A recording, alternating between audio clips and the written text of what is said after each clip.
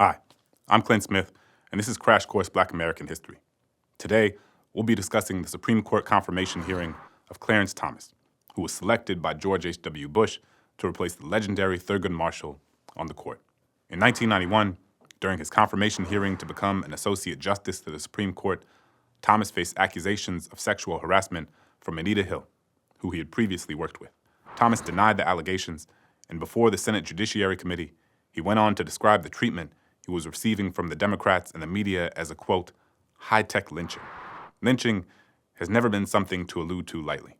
Invoking the term means invoking the long, traumatic, painful history that Black people have long had to endure. So by describing what was happening as a lynching, Thomas tapped into something deeply rooted and deeply controversial. Some thought Thomas was right to use the term, given the way that allegations of sexual misconduct have been used, often unjustly, against Black men. Others, however, thought that Thomas was manipulating Americans by disingenuously comparing what was happening to him to Black men who had been shot, drowned, or hanged from trees. There were many people who believed Anita Hill's allegations, and there were many people who did not. Hill's decision to come forward had ramifications beyond the confirmation hearing. Following the tense confirmation battle, many companies, organizations, and institutions began taking a deeper look at their own sexual harassment policies and procedures. In the process, and throughout the rest of her life, Hill became a leader in the fight for workplace protections for all people. Today, we'll be recounting the events of that now infamous hearing and the resulting cultural impact that the case holds in Black American culture. Let's get started.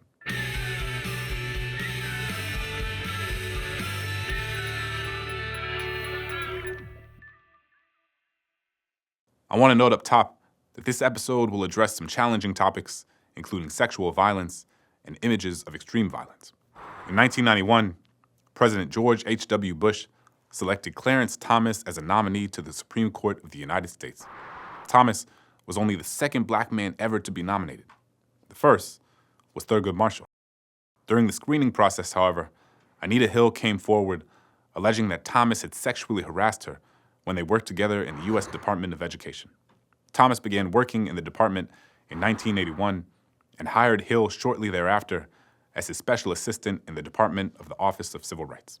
According to Hill, the harassment began shortly after she was hired and continued after Thomas became the chairman of the Equal Employment Opportunity Commission, or the EEOC, and then Hill took on a new job there as his assistant.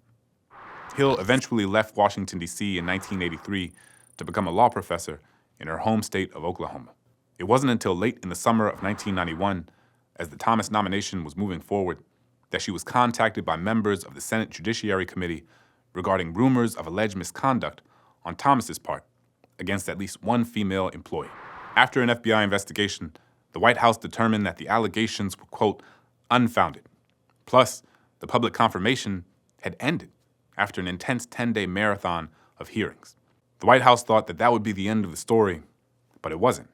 Not long after, NPR reporter Nina Totenberg learned of the FBI report and of Hill's allegations and made those accusations public for the first time on October 6, 1991.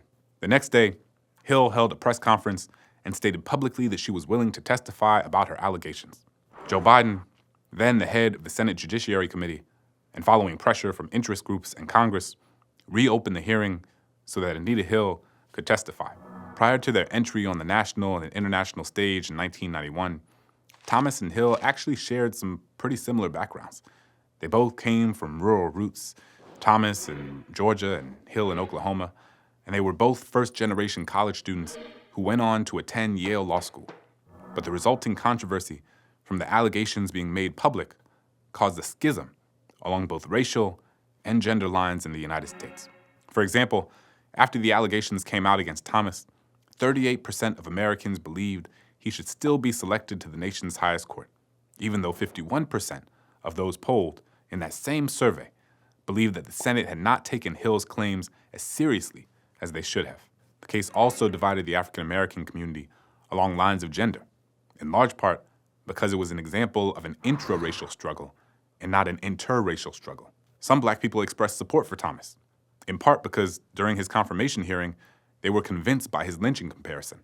As Thomas put it, quote, "And from my standpoint, as a Black American, as far as I'm concerned, it is a high-tech lynching for uppity Blacks who in any way deign to think for themselves, to do for themselves, and to have different ideas, and it is a message that unless you kowtow to an old order, this is what will happen to you. You will be lynched, destroyed, caricatured by a committee of the U.S. Senate, rather than hung from a tree." As we said, lynching holds a dark place in Black American history and politics, harkening back to a past when Black people were subject to extrajudicial terrorism from white people who would murder them without remorse or cause. According to the Equal Justice Initiative, at least 6,500 racial terror lynchings occurred in the United States between 1865 and 1950, with likely thousands more victims whose names we'll never know. Although Black women were sometimes the victims of lynching, very often the victims were Black men who were falsely accused of raping or sexually assaulting white women. These false allegations were then used to justify horrific and unimaginable violence against Black men. So all of this is to say that when Clarence Thomas invoked the idea of a high-tech lynching, he tapped into this history of intra-group solidarity between Black men and Black women on an issue that everyone in the community was familiar with. But the thing is, in doing so, he subtly implied that Hill was outside of that intra-group unity, and that what she was doing was something that could be done to any Black man at any time. Some in the Black community vilified Hill as a race traitor and identified Thomas as the real victim. According to political scientist, author, and professor Melissa Harris Perry, after he invoked the specter of lynching, Thomas's approval ratings among Black Americans jumped to nearly 50%. This number was surprising, in part because, according to Harris Perry, Thomas's career as a conservative justice meant that many of his judicial decisions and philosophies ran counter to the prevailing sentiments and political ideologies of the larger Black community. To be clear, support for Thomas from the Black community was far from universal. During the hearings and afterwards, many Black women remained strong supporters of Hill, both privately and publicly. After the hearings, in which Thomas was narrowly confirmed by a 52-48 vote in the Senate on October 15, 1991, the National Coalition of 100 Black Women awarded Hill the Ida B. Wells Award in honor of her courage in coming forward. Additionally, in an ad published in the New York Times, 1,603 African-American women defended Hill. In the ad, titled "African-American Women in Defense of Ourselves," the women wrote, quote, "We are particularly outraged by the racist and sexist treatment of Professor Anita Hill, an African-American woman who was maligned and castigated for daring to speak publicly of her own experience of sexual abuse. The malicious defamation of Professor Hill insulted all women of African descent and sent a dangerous message to any woman who might contemplate a sexual harassment complaint." The women were responding not only to the public treatment of Hill, but also because of their concern that Hill's treatment might dissuade other Black women from coming forward with their experience of sexual harassment in the workplace. The group also engaged in criticism of Thomas beyond the allegations of harassment and let it be known that racial representation on the court was not sufficient if the justice was going to, as they believed Thomas would, fail to protect the rights of the vast majority of Black Americans. Another part of the ad read, quote, "As women of African descent, we are deeply troubled by the recent nomination, confirmation, and seating of Clarence Thomas as an Associate Justice of the U.S. Supreme Court. We know that the presence of Clarence Thomas on the court will be continually used to divert attention from historic struggles for social justice through suggestions that the presence of a Black man on the Supreme Court constitutes as an assurance that the rights of African Americans will be protected." And they weren't alone in their concern. The NAACP, the National Organization for Women, and dozens more were all concerned that Thomas would vote in ways that were the opposite of Thurgood Marshall, in ways that would be a threat to important issues like affirmative action and abortion. In the aftermath of the case, Anita Hill continued to be a law professor and also went on to become a prominent social activist, public speaker, and advocate for women's rights. The case experienced renewed interest and attention when, in 2018, During the hearing of Supreme Court Justice nominee Brett Kavanaugh, Christine Blasey Ford brought allegations of sexual assault against him. Many parallels were drawn between the two cases, not the least of which because they both caused divisions along political and gender lines throughout the United States. Although there were marked similarities between the two sets of allegations, it's worth mentioning that, in large part because of the Me Too movement, which was started by a black woman named Tarana Burke, there's a difference in public awareness of and sensitivity to issues of sexual harassment today compared to when Hill came forward in 1991.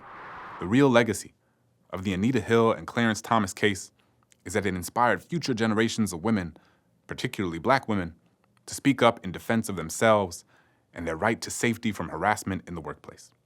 In 2021, Hill herself said, quote, 30 years later, I'm here to say that even though Clarence Thomas was confirmed, I do believe that what I did was effective because it opened up the conversation publicly in a way that had never been done before. I've heard from people whose lives have been changed because that conversation was open. Even with that being true, for Hill, it didn't come without a cost. After the hearing, Hill faced public scrutiny and attempts to discredit her and destroy her career. She received human feces through the mail and even death threats. But over time, she's been hailed as a change maker in conversations around women's safety in the workplace. Today, the legacy of this fight continues to give support and strength to all people who come forward with sexual harassment allegations and to create a safer, fairer, and more equitable workplace across the country for everyone. Thanks for watching. I'll see you next time. Crash Course is made with the help of all these nice people, and our animation team is Thought Cafe. Crash Course is made possible by all of our viewers and supporters. Thank you to our patrons who support the show on Patreon, and thank you to those of you who participated in the 2021 Crash Course Learner Coin campaign. Your contributions support millions of learners. Thank you.